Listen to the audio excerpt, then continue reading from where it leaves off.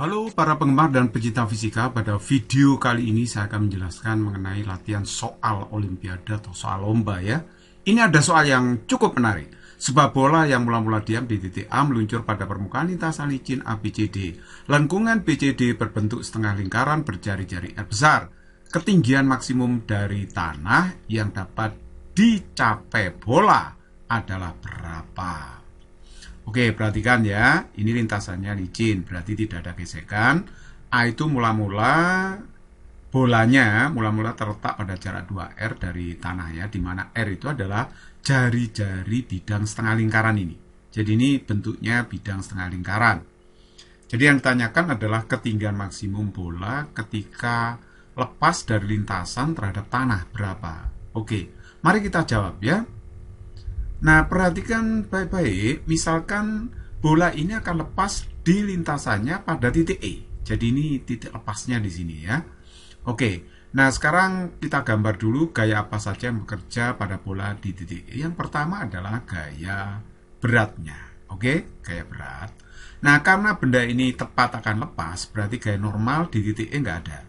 Nah, terus kemudian ada gaya sentrifugal yang keluar dari pusat bidang lingkaran ini ya. Gaya sentrifugal itu rumusnya sama dengan gaya sentripetal, cuma arah gaya sentrifugal itu menjauhi pusat. Nah, saya umpamakan jarak ini ke situ. Nah, ini merupakan apa ya? Garis tengah lingkaran di sini, jaraknya ke sini adalah H. Oke, nah coba sekarang perhatikan baik-baik. Ini jari-jarinya adalah R, ini juga R ya, jari-jari setengah bidang lingkaran.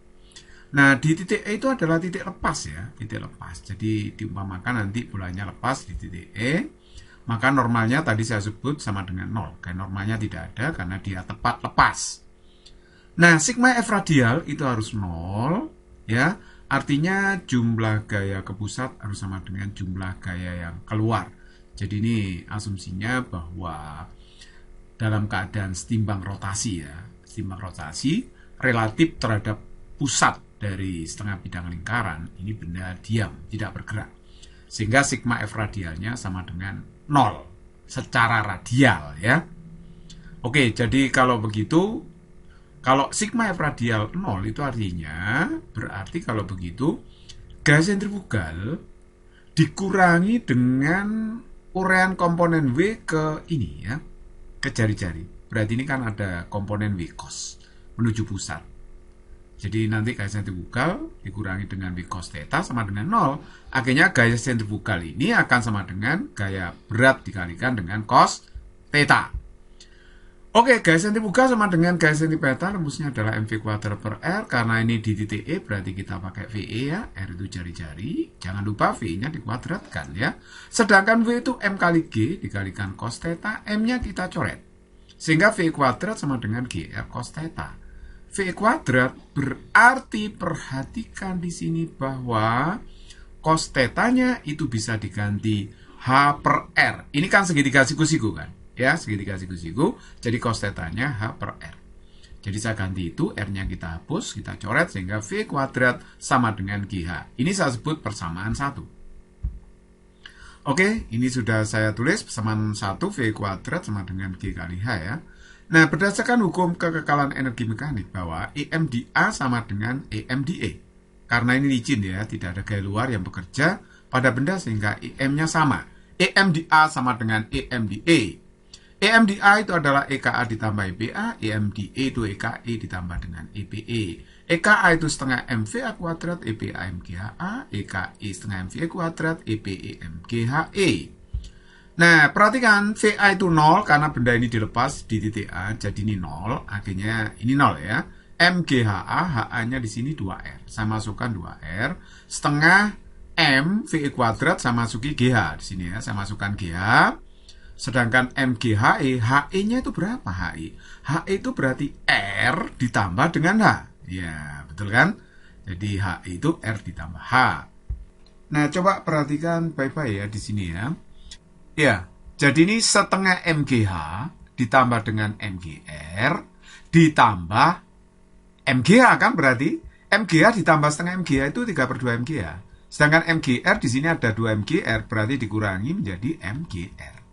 Jadi MGR sama dengan 3 per 2 MGH. MG-nya bisa kita coret, sehingga hanya saya dapat 2 per 3R. Ini saya sebut sebagai persamaan yang kedua. Ya, hanya ini sudah ketemu. Nah, terus kemudian saya hapus dulu ya, saya geser hanya tadi 2 per 3R, saya jadikan persamaan 2 di sini. Perhatikan sekarang, setelah lepas dari titik E, bagaimana lintasan benda? Setelah lepas dari titik E, maka dia lintasannya seperti ini. Dia akan bergerak parabol dengan sudut elevasi theta. Sama dengan ini sudutnya. Loh kok bisa? Kalau ini theta, ini 90 min theta. Karena di sini pasti dia akan tegak lurus, VA-nya tegak lurus dengan jari-jari kan. Sehingga kalau ini theta, ini 90 min theta, maka sebelahnya ini pasti theta. Jadi sudutnya sama dengan sini. Jadi kalau begitu benda dilempar ke atas dengan horizon ini, dengan sudut elevasi theta. Kecepatan awalnya adalah VE gitu ya.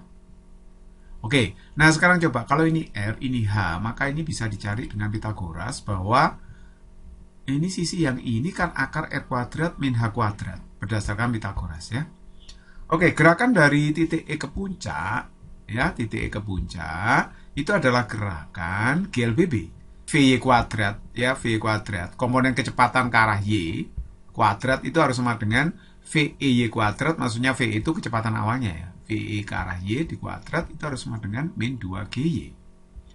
Nah, jadi kalau di titik puncak, VY-nya tentu sama dengan 0, karena benda ini nggak naik lagi ya.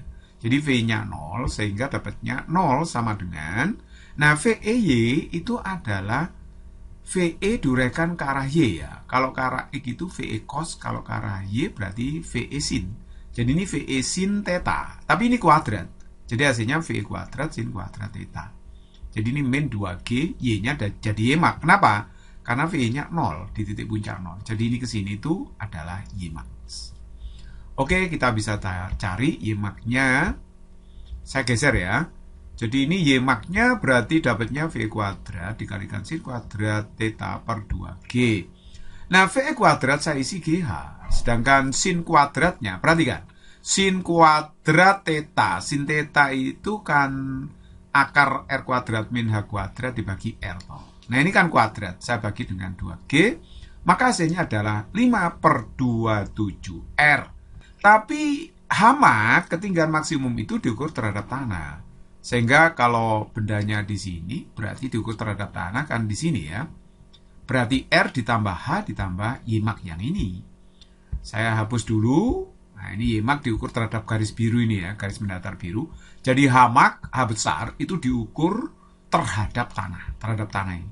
Jadi H max itu R ini ditambah H kecil ditambah dengan Y max. Ini Y max-nya. Oke, jadi kalau begitu kita masukkan aja sih sini ya. Hanya adalah 2 per 3R, saya masukkan ya.